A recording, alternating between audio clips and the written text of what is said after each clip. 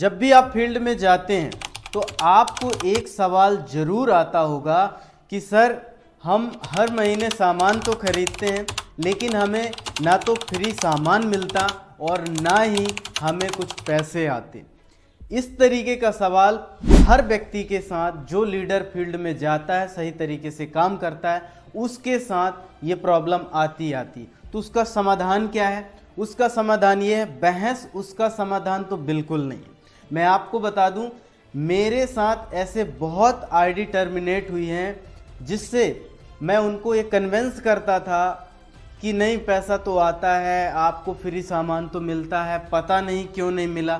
तो इस तरीके की बातें करके आप उसको कन्विंस नहीं कर सकते। ये सवाल बहुत ही कहा जाए तो कॉमन है और वही लोग करते हैं जो थोड़ा थोड़ा सामान खरीदते हैं, कभी कभी खरीदते हैं और कभी कभी उनमें पैसा आता है। हो सकता है कभी फ्री सामान मिला हो या ना मिला हो, वही व्यक्ति इस प्रश्न को करता है।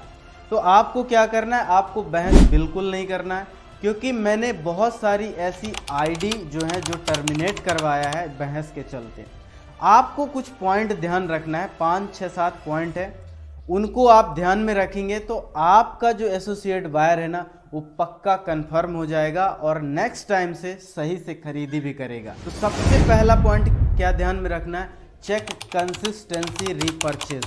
यानी आप वेबसाइट में उसकी आईडी लॉगिन करिए, वेबसाइट में जाइए, उसकी आईडी लॉगिन करिए।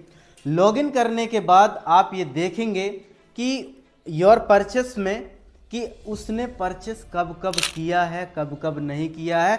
1 से 2 साल, 4 साल, जो भी आप देखना चाहें वो पूरी हिस्ट्री वहाँ पर दिखाई देगी। अब आप सोचिए, वहाँ पर जब आप उस व्यक्ति को दिखाएंगे कि ये देखिए कंपनी का स्टेटमेंट है, मेरा स्टेटमेंट नहीं है, आप जहाँ भी इसे सामान लिए हैं वहाँ से ये एंट्री आ रही है, कंपनी में पूरा रिकॉर्ड है, यहाँ पर आपने खरीदी नहीं किया और यहाँ पर आपने किया है, इतने रुपए की किया है और इतने रुपए की नहीं किया। जिस महीने 0 रुपए की किया है तो आप उसको फैक्ट दिखाइए। यदि आप उसको फैक्ट दिखाएंगे ना तो उसको लगेगा कि हाँ ऐसा है, सच में ये सही बोल रहा है व्यक्ति। तो ध्यान रखना, बहस बिल्कुल नहीं करना है, क्योंकि बहस से लोग टूट जाते हैं।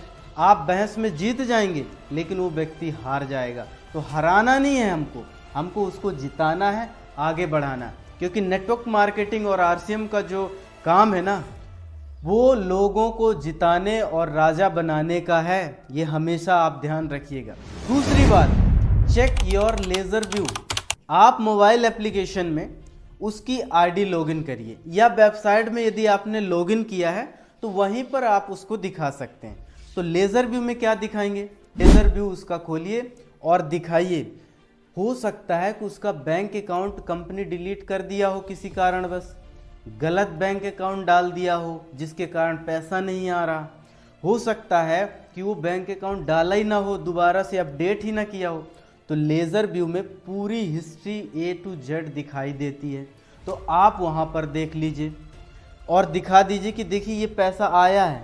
आप 100 रुपये या 40 रुपये या 30 रुपये या 20 रुपये भी आया है तो आप उसको दिखाएंगे तो उसका कॉन्फिडेंस बढ़ेगा। 150 रुपये यदि ट्रांसफ़र भी कभी हुआ तो वो भी दिखाइए कि ये ट्रांसफ़र हुआ है, आप मुझे एंट्री दिखा दीजिए इसका। तो वहाँ पर डेट और टाइम सब लिखा रहता है कि इतने बजे इतने तारीख को ये अमाउंट ट्रांसफ़र हुआ है, आप देख लीजिए। तो लेज़र व्यू हमारी एक हिस्ट्री है जिससे हम अगले व्यक्ति को कन्विंस कर सकते हैं अच्छे से। तो ये हमेशा लेज़र व्यू की टेक्निक को ध्यान रखना है। तीसरी बात जो आपको बहुत ही गहराई से ध्यान में रखनी है वो है check your bank account statement.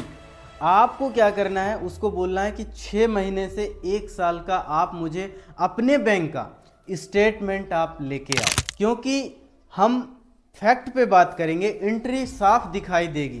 क्योंकि पहले आपने देखा होगा कि फैशन शूटिंग प्राइवेट लिमिटेड के नाम से पैसा आता था, लेकिन अब क्या है, RCM consumer product private limited के नाम से आता है। तो वहाँ पर व्यक्ति कंफ्यूज हो जाते हैं कि ये पैसा तो मैं किसी कंपनी से जुड़ा नहीं, ये कैसे आया। तो वहाँ पर सीधा नाम अब लिख के आ रहा है कि आरसीएम, तो वो लोग समझ जाएंगे कि ये आरसीएम का ही पैसा है। और आप खुद एंट्री चेक करिए और बताइए उनको कि ये पैसा आता है। वो बोलेंगे कि मैसेज तो आता नहीं। तो बोलिए सर हमारे में हज़ारों हज़ारों रुपए ट्रांसफ़र होते हैं लेकिन मैसेज हमें भी नहीं दिया जाता, तो आपको तो 100 रुपये 200 रुपये आता है तो कैसे मैसेज दिया जाएगा। तो आप बताइए कि ये इंटरनेट बैंकिंग से है, ये नेट बैंकिंग का नेफ्ट का सिस्टम है, इसके कारण कई बार पैसे का मैसेज नहीं आता बैंक में। तो ये पॉइंट आपको ध्यान रखना है। बैंक अकाउंट वाला स्टेटमेंट आप दिखाएंगे, क्योंकि अभी प्रेजेंट में ही एक पटेल जी के यहाँ मैं गया, उनकी मिसेस पूरा सामान ऑर्डर करती थी अपनी दुकान का, लेकिन उन्होंने मेरे से ये शिकायत किया कि मैं इतने दिनों से खरीदी कर रही हूँ लेकिन ना तो पैसा आया मेरे पास और ना ही मुझे फ्री सामान मिले और मेरी आईडी टर्मिनेट होने वाली है, ऐसा उन्होंने मेरे को बोला। और सच में बहुत दिनों से खरीदारी नहीं हुई थी। तो मैंने सोचा क्यों ना इनका बैंक अकाउंट का स्टेटमेंट चेक किया जाए। यकीन मानिए मैंने जब चेक किया तो कहीं 120 रुपये, कहीं 150 रुपये, कहीं 200 रुपये, कहीं 300 रुपये, ऐसा थोड़ा थोड़ा पैसा आता है। और जब मैंने उसको एंट्री में दिखाया कि ये देखिए RCM consumer product private limited company से ये पैसा आया है, तब उनको भरोसा हुआ, उन्होंने ऑर्डर दिया। तो आपको फैक्ट पे बात करनी है बस। कोई भी व्यक्ति इस तरीके का प्रश्न करता है तो आप उनको इस तरीके से कन्विंस करिए, सही तरीके से आप फैक्ट पे बात करेंगे, वो व्यक्ति कन्विंस होगा। कुछ ज़रूरी चीज़ें जो मैं आपको बता देता हूँ जिससे आपका एसोसिएट बायर कभी भी नेगेटिव नहीं होगा, उसकी आईडी कभी भी टर्मिनेटेड नहीं होगी। वो क्या है, जब भी महीने की 28 तारीख आती है तो आपको 25 तारीख को ही रिमाइंडर भेजना है, 28 तक कॉल करके बताना है, और ख़रीदारी नहीं होती तो 29 तारीख को ये बोलना है कि आपको आज जाना कंपलसरी है, एक दिन लास्ट बचा हुआ। और दूसरी बात, कई बार कोई व्यक्ति बहुत ज़्यादा समस्याएं में फंसा रहता है, कहीं हॉस्पिटल में है, कहीं शादी हो रही है, कहीं कहीं बाहर गया है, वो नहीं जा पाया स्टोर में, तो हो सकता है व्यक्ति ईमानदार है तो आप उससे ऑर्डर लेके उसका बिलिंग करा दीजिए और बोलिए POC में आपका सामान रखा है, वहाँ से आप रिसीव कर सकते हो, पैसा उसको POC में ट्रांसफ़र करा दीजिए।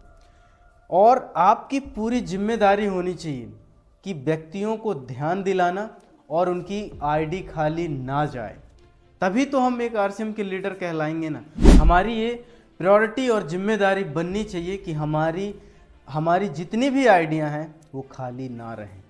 तो आज के लिए इतना ही, मिलते हैं अगले सेशन में। आपका बहुत बहुत धन्यवाद। Thank you so much.